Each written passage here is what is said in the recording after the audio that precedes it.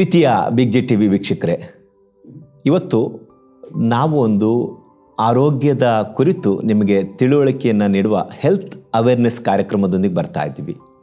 ನಮ್ಮ big J T ವಿಯಲ್ಲಿ ನಿರಂತರವಾಗಿ ನಾವು ವ್ಯಾಧಿಗಳಿಗೆ ಪ್ರಾರ್ಥಿಸ್ತೀವಿ.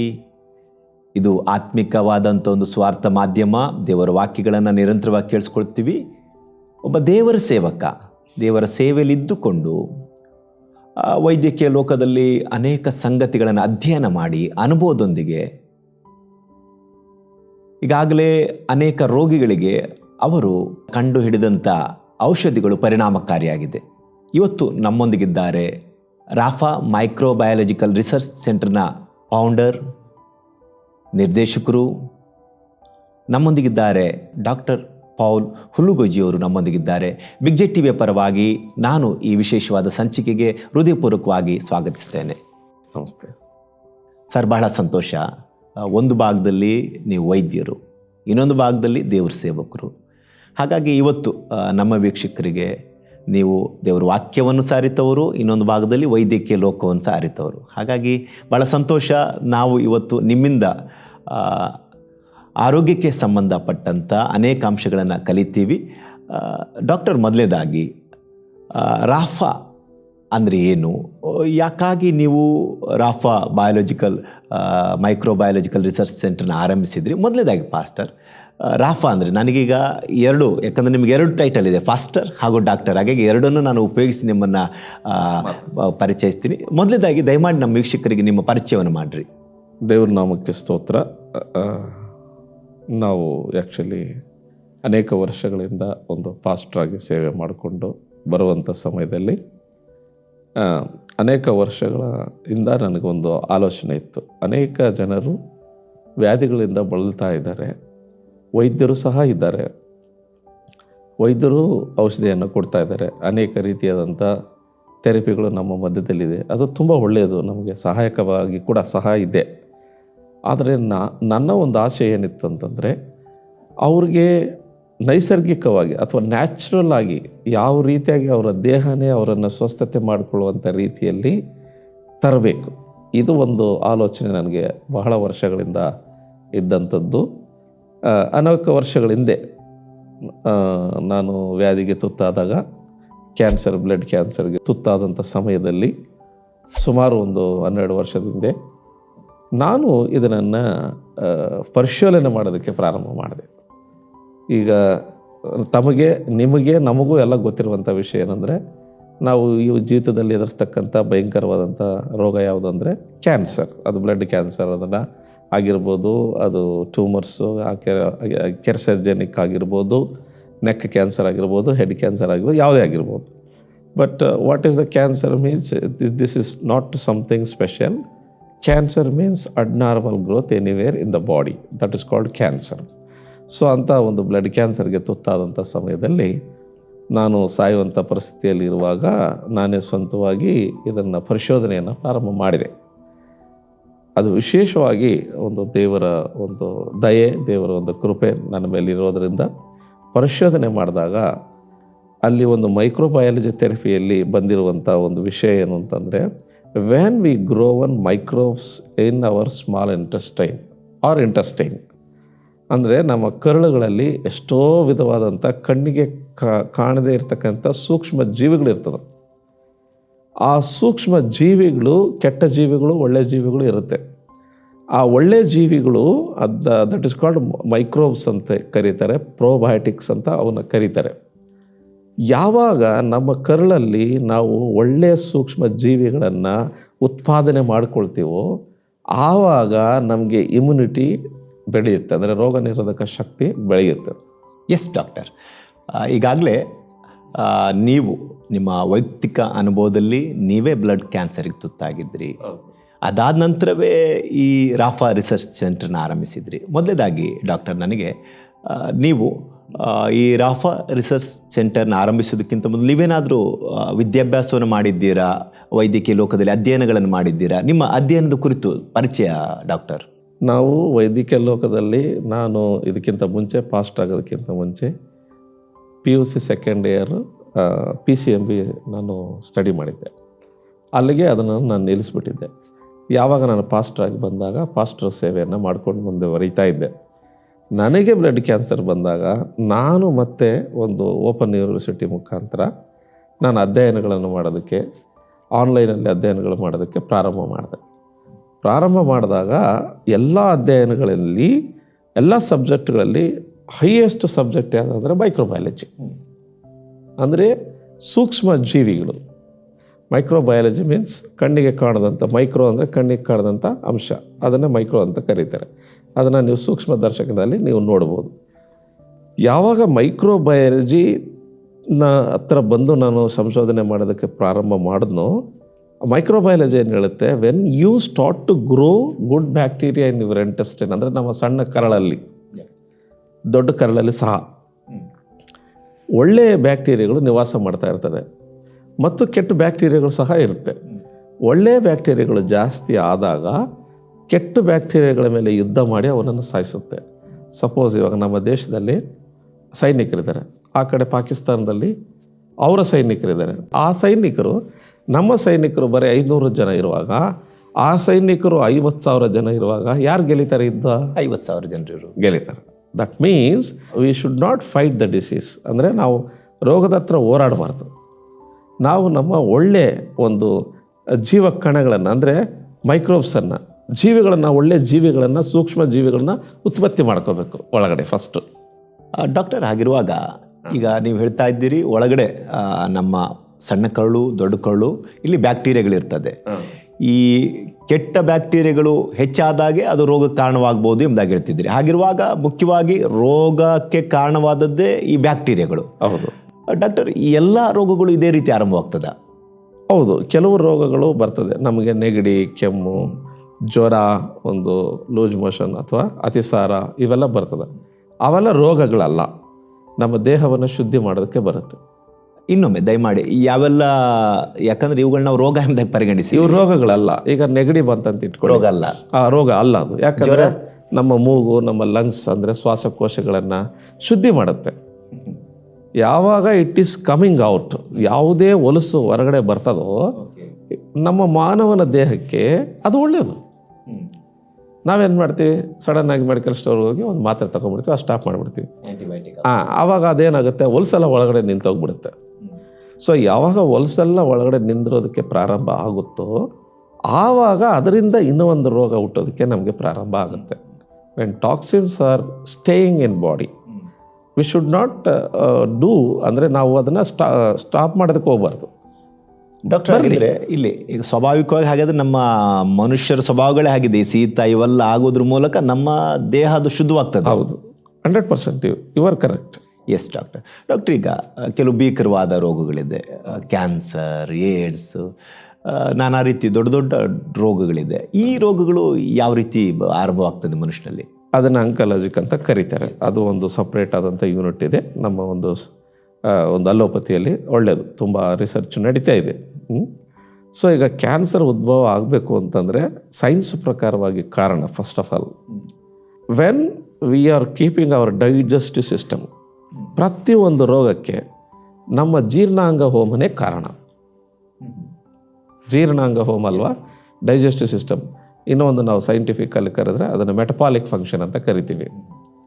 ನಮ್ಮ ಜೀರ್ಣಾಂಗ ಹೋಮನೆ ಪ್ರತಿಯೊಂದು ರೋಗ ಉದ್ಭವ ಆಗೋದಕ್ಕೆ ಕಾರಣ. ಭಾಳ ವರ್ಷಗಳಿಂದ ಏನು ಹೇಳ್ತಾ ಇದ್ರು ದೊಡ್ಡವರು, ನಿನ್ನ ಹೊಟ್ಟೆ ಚೆನ್ನಾಗಿದ್ರೆ ಎಲ್ಲ ಚೆನ್ನಾಗಿರುತ್ತಪ್ಪ, ನಿನ್ನ ಹೊಟ್ಟೆ ಚೆನ್ನಾಗಿಟ್ಕೋಪ್ಪ ಅಂತ ಹೇಳ್ತಾಯಿದ್ರು.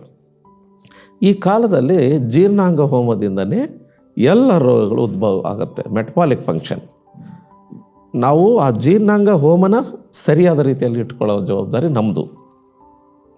ನಾವು ತಿನ್ನುವಂಥ ಆಹಾರ, ಸೇವಿಸುವಂಥ ಗಾಳಿ, ತೆಗೆದುಕೊಳ್ಳುವಂಥ ನೀರು, ಇದ್ರ ಬಗ್ಗೆ ನಾವು ಜಾಗೃತಿ ಉಳ್ಳವರಾಗಿರಬೇಕು. ಈಗ ನೋಡಿ, ನಾವು ಊಟ ಅಂತಂದರೆ ಬಿರಿಯಾನಿ ಇಟ್ಬಿಟ್ರೆ 2 ತಟ್ಟೆ 3 ತಟ್ಟೆ ತಿನ್ನಬಾರ್ದು. ನಾವು 50%, 50% ಆಹಾರವನ್ನು ಮಾತ್ರ ನಮ್ಮ ದೇಹಕ್ಕೆ ಸೇವನೆ ಮಾಡಬೇಕು. ಸಪೋಸ್ ನಾವು ಬ್ರೇಕ್ಫಾಸ್ಟ್ಗೆ 6 ಇಡ್ಲಿ ತಿನ್ನೋರು 4 ಇಡ್ಲಿಗೆ ಬರಬೇಕು, 3 ಇಡ್ಲಿಗೆ ಬರಬೇಕು. ಯಾವಾಗ ನಾವು ಕಡಿಮೆ ಆಹಾರ ಸೇವನೆ ಮಾಡ್ತೀವೋ ಆವಾಗ ನಮ್ಮ ಲಿವರ್ ಇದೆ ಅಲ್ವಾ, ನಮಗೆ ಲಿವರ್ ಇದೆ, ದೇವರು ಕೊಟ್ಟಿದ್ದಾರಲ್ಲ, ಆ ಲಿವರ್ ಆರೋಗ್ಯವಾಗಿರುತ್ತೆ. ಆವಾಗ ನಮಗೆ ಜೀರ್ಣಾಂಗ ಹೋಮ ಶುದ್ಧವಾಗಿರುತ್ತೆ. ಹೆಚ್ಚಾಗಿ ಊಟ ತಿನ್ನೋದ್ರಿಂದ ಲಿವರ್ಗೆ ಏನು ಮಾಡುತ್ತೆ, ಹೆಚ್ಚಾಗಿ ಕೆಲಸ ಕೊಟ್ಬಿಡ್ತೀವಿ ನಾವು. ಈಗ ನಮಗೆ 100 kg ಓರಿಸ್ಬಿಟ್ರೆ ನಾವೇನು ಮಾಡ್ತೀವಿ? 100 kg ಓರೋಕ್ಕಾಗುತ್ತೆ ನಮಗೆ? 200 kg ಓರಿಸ್ಬಿಟ್ರೆ? ಅದೇ ರೀತಿಯಾಗಿ ಲಿವರ್ಗೆ ನಾವು ಹೆಚ್ಚಾದ ಆಹಾರ ಸೇವನೆ ಮಾಡೋದ್ರಿಂದ ಅದರ ಮೇಲೆ ಹೆಚ್ಚಾದ ಒತ್ತಡ ನಾವು ಕೊಡ್ತಾ ಇದ್ದೀವಿ. ಎಸ್ ಡಾಕ್ಟರ್, ಈಗ ನೀವು ಎಲ್ಲ ಕಾರ್ಯಗಳನ್ನು ಅನುಭವದೊಂದಿಗೆ ಕಂಡುಕೊಂಡು, ನೀವು ಆರಂಭದಲ್ಲೇ ನಿಮ್ಮನ್ನು ಪರಿಚಯಿಸುವಾಗ ಹೇಳಿದ್ರಿ ಬ್ಲಡ್ ಕ್ಯಾನ್ಸರ್ಗೆ ನೀವು ತುತ್ತಾಗಿದ್ರಿ. ಲುಕುಮಿಯಾ. ಅದೇ ಕಾರಣ ನೀವು ಇವತ್ತು ರಾಪಾ ಮೈಕ್ರೋಬಯಾಲಜಿಕಲ್ ರಿಸರ್ಚ್ ಸೆಂಟರ್ನ ಆರಂಭಿಸೋದಕ್ಕೆ ಕಾರಣವಾಗಿದೆ. ಈಗ ಡಾಕ್ಟರ್, ನಿಮ್ಮ ಅವತ್ತಿನ ಅನುಭವ ಹೇಗೆ? ನೀವು ಆ ಕಠಿಣವಾದ ದಿನಗಳನ್ನು ಎದುರಿಸಿದ್ರಿ. ಆ ಸಂದರ್ಭದಲ್ಲಿ ಹೇಗೆ ನಿಮ್ಮ ಮನಸ್ಥೈರ್ಯ, ನೀವೇ ಇದಕ್ಕೊಂದು ಮದ್ದನ್ನು ಕಂಡುಹಿಡಿಬೇಕು, ಹೇಗೆ ಆ ಬಲಹೀನತೆ ನಡುವೆ ಹೇಗೆ ರಿಸರ್ಚನ್ನು ಆರಂಭಿಸಿದ್ರಿ ನೀವು? ನಾನು ದೇವ್ರನ್ನ ನಂಬಿದ್ದೆ. ನೋಡಿ, ಅದರಲ್ಲಿ ವಿಶೇಷತೆ ಏನಂದರೆ, ನಾನು ಯೇಸು ಕ್ರಿಸ್ತರನ್ನು ಸ್ವಂತ ರಕ್ಷಕನಾಗಿ ನಾನು ಸ್ವೀಕಾರ ಮಾಡಿದ್ದೆ. ಸತ್ಯವೇದದಲ್ಲಿ ಏನು ಹೇಳುತ್ತೆ ಅಂದರೆ, ನಂಬೋದು ನೀನಿಂದಾದರೆ ನಂಬೋರಿಗೆಲ್ಲ ಸಾಧ್ಯ. ಇದು ಒಂದು ವಾಕ್ಯ ನನ್ನ ಹೃದಯದಲ್ಲಿ ಭಾಳ ಮನದಟ್ಟು ಮಾಡಿತು. ಎಂಥ ಸ್ಥಿತಿಯಲ್ಲಿದ್ದರೂ ನಿನ್ನ ನಂಬಿಕೆಯನ್ನು ನೀನು ಕಳ್ಕೋಬೇಡ ಅಂತ ಸತ್ಯವೇದ ಹೇಳುತ್ತೆ. ಆ ನಂಬಿಕೆಯಿಂದ ನನಗೆ ಆ ಸತ್ಯವೇದದಲ್ಲಿರ್ತಕ್ಕಂಥ ವಾಕ್ಯದ ಮೇಲೆ ನಂಬಿಕೆಯಿಂದ ನಾನು ರಿಸರ್ಚ್ ಮಾಡೋದಕ್ಕೆ ಪ್ರಾರಂಭ ಮಾಡಿದೆ. ಆವಾಗ ಕೂಡ ನನಗೆ ಆರೋಗ್ಯ ಫುಲ್ಲಾಗಿರಲಿಲ್ಲ. ರಿಸರ್ಚ್ ಪ್ರಾರಂಭ ಮಾಡಿದಾಗ ಪ್ರತಿಯೊಂದನ್ನು ಆರೋಗ್ಯ ಇರಲಿಲ್ಲ. ಆದರೆ ಯಾವಾಗ ನಾವು ನಂಬಿಕೆದ ರಿಸರ್ಚ್ ಪ್ರಾರಂಭ ಮಾಡಿ ಒಂದೊಂದಾಗಿ ಕಂಡಿಡಿದು ನಾನೇ ಉಪಯೋಗಿಸೋದಕ್ಕೆ ಪ್ರಾರಂಭ ಮಾಡಿದೆ. ಫಸ್ಟ್ ಆಫ್ ಆಲ್ ಏನಂದರೆ, ಮೈಕ್ರೋಬ್ಸ್ ಅಂತ ತಿಳ್ಕೊಳ್ಳಿ. ಒಂದು ಮೊಸರು, ಫಸ್ಟ್ ನಾನು ಹೇಳ್ತೀನಿ, which is the fermented food, it is called all probiotics. ಅಂದರೆ ನಾವು ಇವತ್ತು ಮೊಸರನ್ನ ನಾವು ಇವತ್ತು ಹಾಕಿ ನಾಳೆ ತೆಗಿತೀವಿ. 12 ಗಂಟೆಗಳ ಕಾಲ ಇಟ್ಟು ನಾವು ತೆಗೆದಾಗ ಇಟ್ ಈಸ್ ಕಾಲ್ಡ್ ಫರ್ಮೆಂಟೆಡ್. ಅಂದರೆ ಹಾಲಿಗೆ ಎಪ್ಪಾಕಿ 12 ಗಂಟೆ ಆದಮೇಲೆ ಎತ್ತಿದರೆ ಆವಾಗ ಅದರ ಲೆಕ್ಟೋಬಯಾಲಿಸಿಸ್ ಅನ್ನುವಂಥ ಒಂದು ಬ್ಯಾಕ್ಟೀರಿಯಾ, ಮೈಕ್ರೋಬ್ಸ್ ಉತ್ಪತ್ತಿಯಾಗಿರುತ್ತೆ. ಸೊ ಆ ಒಂದು ಯಾವುದೇ ಫರ್ಮೆಂಟೆಡ್ ಫುಡ್ಡು, ಇಡ್ಲಿ, ದೋಸೆ, ಅದು ಕೂಡ ಒಳ್ಳೆಯದು. ಫರ್ಮೆಂಟೇಷನ್ ಮಾಡಿರ್ತೀವಲ್ಲ, ಹುಳಿ ಬಂದಿದ್ರೆ ಅದೇನು, ಅದೇ ದಟ್ ಈಸ್ ಕಾಲ್ಡ್ ಪ್ರೋಬಯೋಟಿಕ್. ಅದು ಆರೋಗ್ಯಕ್ಕೆ ಒಳ್ಳೇದಂತೀರಿ? ಅದೇ ಒಳ್ಳೆಯದು. ನಾವು ಅದನ್ನು ತಿನ್ನಲ್ಲ ಡಾಕ್ಟರ್. ಅದಕ್ಕೆ ಈ ಕಾಲದಲ್ಲಿ ಏನಾಗಿದೆ ಅಂತಂದರೆ, ಮೊದಲ ಕಾಲದಲ್ಲಿ ಹುಳಿ ಬರೆಸಿ ತಿಂತಾಯಿದ್ರು. ಮೊಸರು ಹುಳಿ ಬರೋ ತನಕ ಮಡಿಕೆಯಲ್ಲಿ ಹಾಕಿಟ್ಬಿಟ್ಟು 12 ಗಂಟೆ ತನಕ ಇಟ್ಬಿಟ್ಟು ಹುಳಿ ಆದಮೇಲೆ ಅದನ್ನು ಹಂಗೆ ಜೋಪಾನವಾಗಿ ಕಾಪಾಡ್ಕೊಂಡು ತಿಂತಾಯಿದ್ರು. ನಾವು 3 ಗಂಟೆ ನಾವು ಮೊಸರು ಹಾಕ್ಬಿಟ್ಟು 3 ಗಂಟೆ ಆದಮೇಲೆ ನೋಡ್ತೀವಿ ಮೊಸರು ಹಾಕ್ತಾ ಇರೋದ್ರೆ ತಿಂತಾ ಇರ್ತೀವಿ. ಅದು ಹುಳಿ ಆದರೆ ಕೆಟ್ಟೋಗಿದೆ ಅಂತ ಬಿಸಾಕ್ತೀವಿ. ಆ ಹುಳಿ ಆದಾಗೆ ಅದರಲ್ಲಿ ಮೈಕ್ರೋಬ್ಸ್ ಉತ್ಪತ್ತಿ ಆಗಿರುತ್ತೆ. ಹುಳಿ ಇಲ್ದಾಗ ಮೈಕ್ರೋಬ್ಸ್ ಉತ್ಪತ್ತಿ ಆಗಿರಲ್ಲ ಅದರಲ್ಲಿ. ಈಗ ನೋಡಿ, ಮೊದಲ ಕಾಲದವರು ರಾತ್ರಿ ಅನ್ನದಲ್ಲಿ ನೀರು ಹಾಕಿಟ್ಟು ಉಪ್ಪು ಹಾಕಿಟ್ಟು ಬೆಳಗ್ಗೆ ಮಜ್ಜಿಗೆ ಹಾಕ್ಕೊಂಡು ಕುಡಿದು ಬಿಡ್ತಾಯಿದ್ರು. That is called probiotic foods. ಅದು ಇಲ್ಲ ಈಗ. ಅನೇಕ ದಿನಗಳಿಂದ ರಾತ್ರಿ ಅನ್ನ ತಿನ್ನಬಾರ್ದು ಅಂತ ಬಂದ್ಬಿಟ್ಟು ತಿನ್ನೋದಿಲ್ಲ, ತಿನ್ನಬಾರ್ದು, ಬಿಸಾಕ್ತಾರೆ, ಪ್ರಾಣಿಗಳಿಗೆ ಹಾಕ್ತಾರೆ. ಅದು ತಿಂದು ಅದು ಆರೋಗ್ಯವಾಗಿರುತ್ತೆ. ಮನುಷ್ಯನ ಅದು ತಿಂದಿರ ಅನಾರೋಗ್ಯ ಆಗ್ತಾ ಇದ್ದಾರೆ. ಅಂದರೆ ನಾನು ಏನು ಹೇಳ್ತಾ ಇದ್ದೀನಿ, ನೀವು ರಾತ್ರಿ ಅನ್ನನೇ ತಿನ್ನಿರಿ ಅಂತಲ್ಲ. ರಾತ್ರಿ ಅನ್ನದಲ್ಲಿ ಕೂಡ ಪ್ರೋಬಯೋಟಿಕ್ ಇದೆ, ಮೈಕ್ರೋಬ್ಸ್ ಇದೆ, ಒಳ್ಳೆ ಸೂಕ್ಷ್ಮ ಜೀವಿಗಳು ಇದೆ ಅಂತ ನಾನು ನಿಮ್ಗೆ ಹೇಳ್ತಾ ಇದ್ದೀನಿ.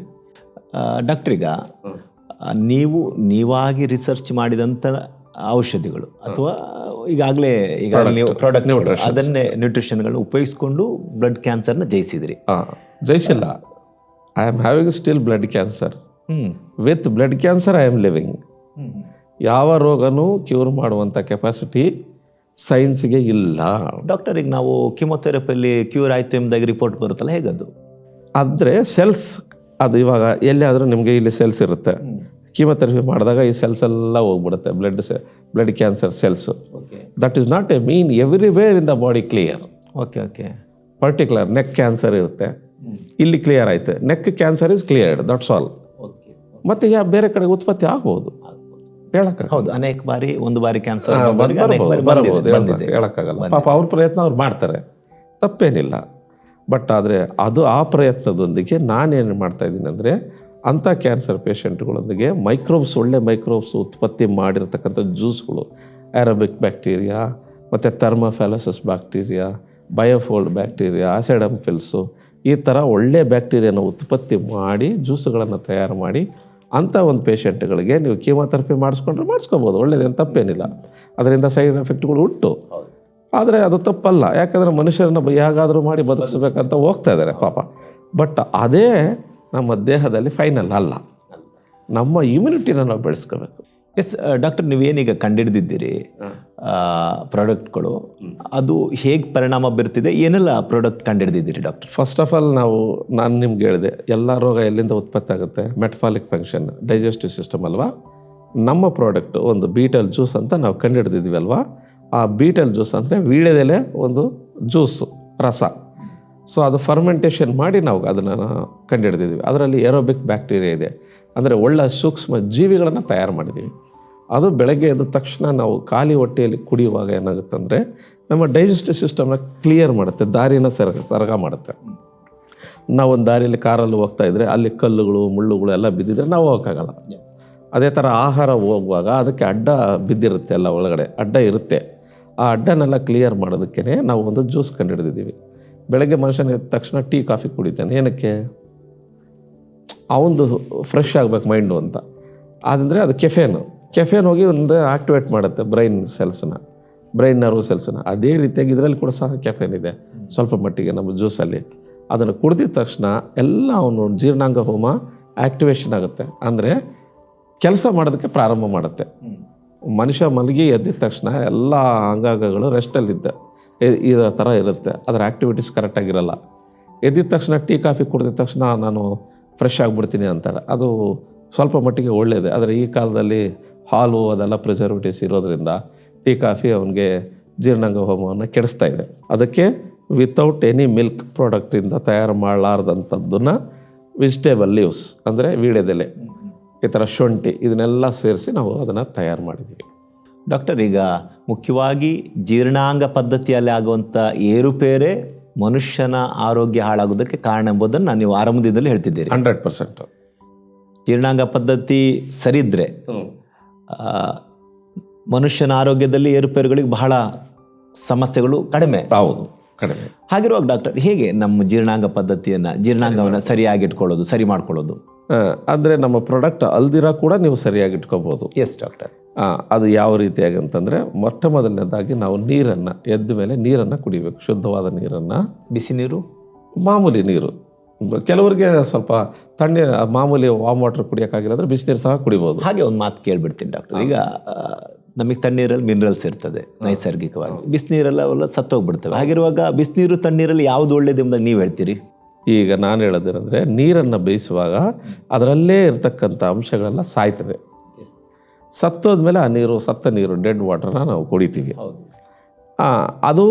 ಅದು that is called science. But ಆದರೆ ಮುದುಕರು, ಸ್ವಲ್ಪ ಜ್ವರ ಬಂದವರು, ನೆಗಡಿ ಬಂದವರು, ಶೀತ ಬಂದವರು, ಇವ್ರಿಗೆಲ್ಲರಿಗೂ ಬಿಸಿ ಮಾಡಿಯೇ ಕೊಡಬೇಕು. ಯಾಕಂದರೆ they are not having capacity to digest this warm ವಾಟರ್ನ ಟೆಂಪ್ರೇಚರ್. ಆ ಇಷ್ಟೇ ಟೆಂಪ್ರೇಚರು ಇರುವಂಥ ಸಮಯದಲ್ಲಿ ಆ ನೀರು ಹೋಗಿ ಅವ್ರಿಗೆ ಡೈಜೆಸ್ಟ್ ಆಗಲ್ಲ. ಅದಕ್ಕೆ ಅವ್ರಿಗೆ ಬಿಸಿ ಮಾಡಿ ಕೊಡ್ಬೋದು. ಅವ್ರ ರೋಗ ವಾಸಿ ಆಗಿದ ನಂತರ ಮತ್ತೆ ನಾವು ಒಳ್ಳೆ ಮಾಮೂಲಿ ವಾಮ್ ವಾಟರೇ ಕುಡಿಬೇಕು. ಹಾಗಾದರೆ ಮನುಷ್ಯರು ಈಗ, ಯಾಕಂದರೆ ಹೆಚ್ಚಿನವರು ಕಂಟಿನ್ಯೂ ಆಗಿ ಬಿಸಿನೀರು ಕುಡಿತಾರೆ, ಅದು ಆರೋಗ್ಯ ಮೇಲೆ ಏನು ಪರಿಣಾಮ ಬೀರ್ಬೋದು? ಅಂದರೆ ಅದರಿಂದ ಅವ್ರಿಗೆ ಸ್ವಲ್ಪ ಗಂಟ್ಲುಗಳು ಅವು ಇವು ಎಲ್ಲ ಸ್ವಲ್ಪ ಶುದ್ಧ ಆಗುತ್ತೆ, ನಾನು ಇಲ್ಲ ಅಂತ ಹೇಳ್ತಾ ಇಲ್ಲ.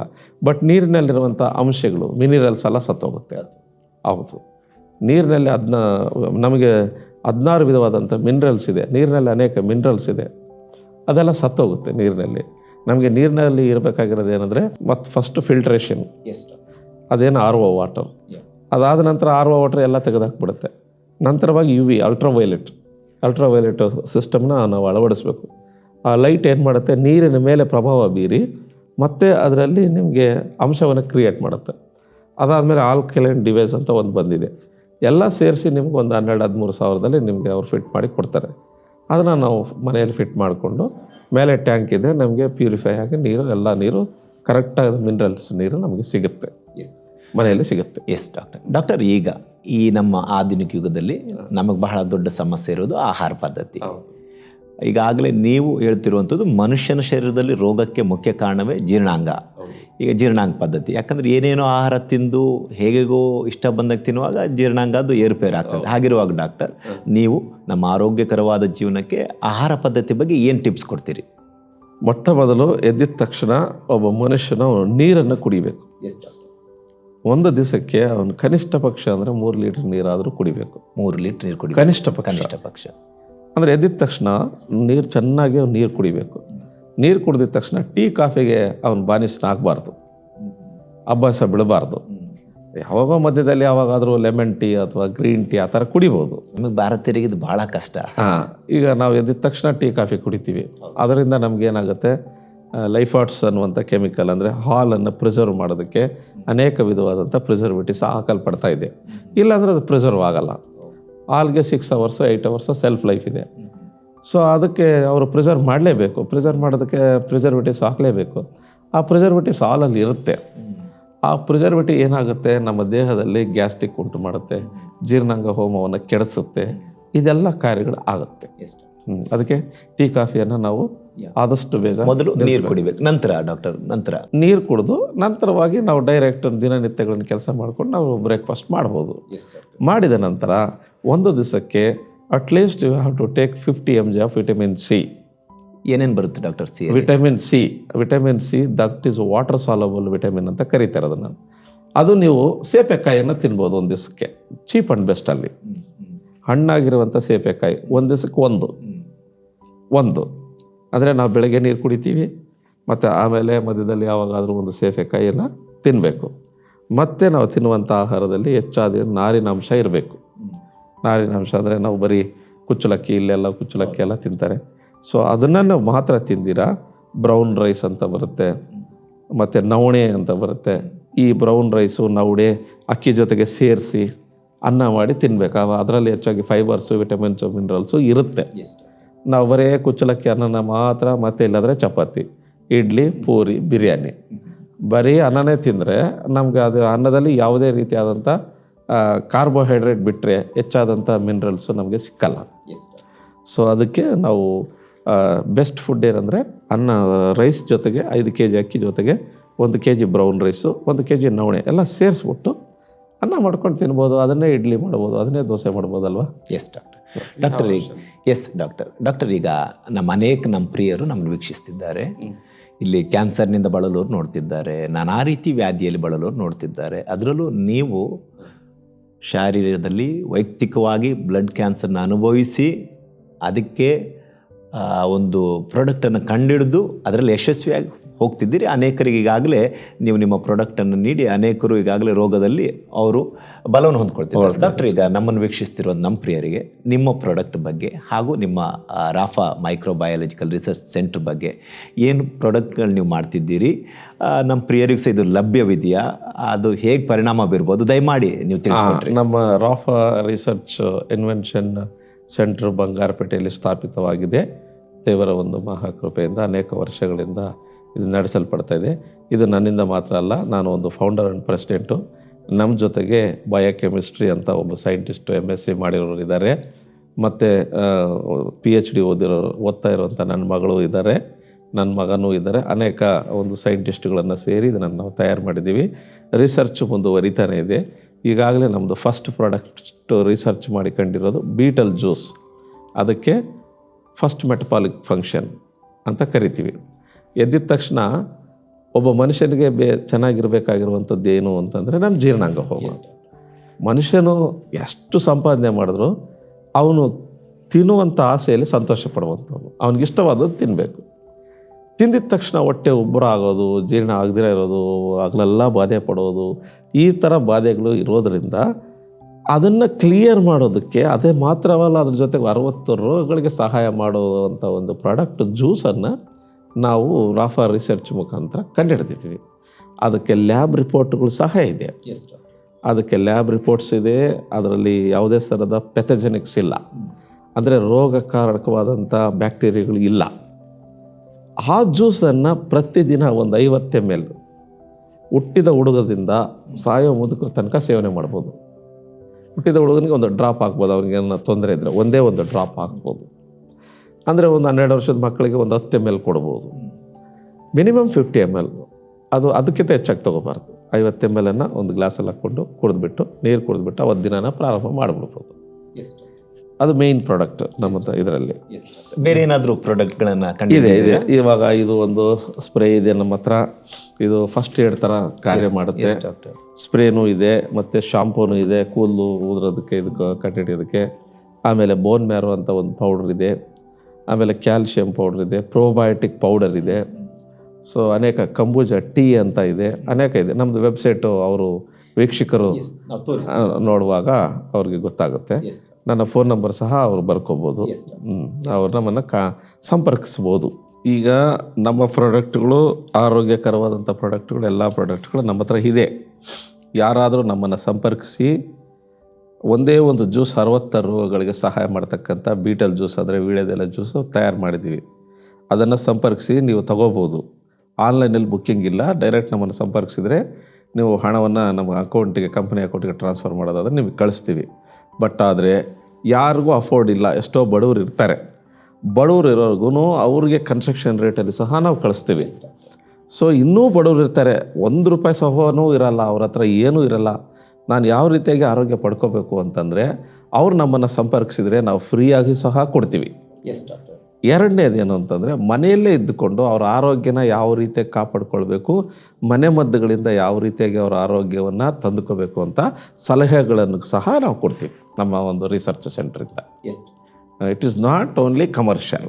ನೀವು ಯಾರಾದರೂ ಅವರ ಪ್ರಾಡಕ್ಟ್ಗಳನ್ನು ಖರೀದಿಸಲು ಅಥವಾ ನೀವು ಉಪಯೋಗಿಸಲು ಬಯಸುವುದಾದರೆ ದಯಮಾಡಿ ನೀವು ಅವರನ್ನು ಸಂಪರ್ಕಿಸಿರಿ. ಒಬ್ಬ ಸೇವಕನಾಗಿ ದೇವರ ವಾಕ್ಯವನ್ನು ಸಾರುತ್ತಾ, ಅದರಲ್ಲೂ ವಿಶೇಷವಾಗಿ ದೇವರ ಮಕ್ಕಳಿಗಂತೂ ಅವರು ಮೊದಲನೇದಾಗಿ ಸಹಾಯಕ್ಕೆ ನಿಲ್ತಾರೆ. ವೀಕ್ಷಿಸ್ತಿರುವಂಥ ಪ್ರಿಯರು ನೀವು ಯಾರೇ ಆಗಿದ್ದರು, ಯಾವುದೇ ರೀತಿ ವ್ಯಾಧಿಯಲ್ಲಿ ಬಳಲ್ತಾ ಇದ್ದರೂ ಸಹ ದಯಮಾಡಿ ವೈದ್ಯರು ನೀವು ಸಂಧಿಸ್ಬೋದು.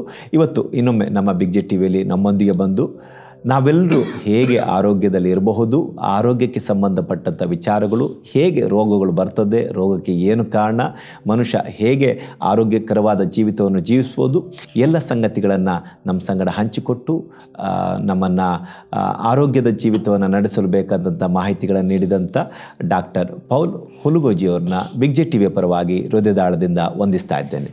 ನಮಸ್ಕಾರ.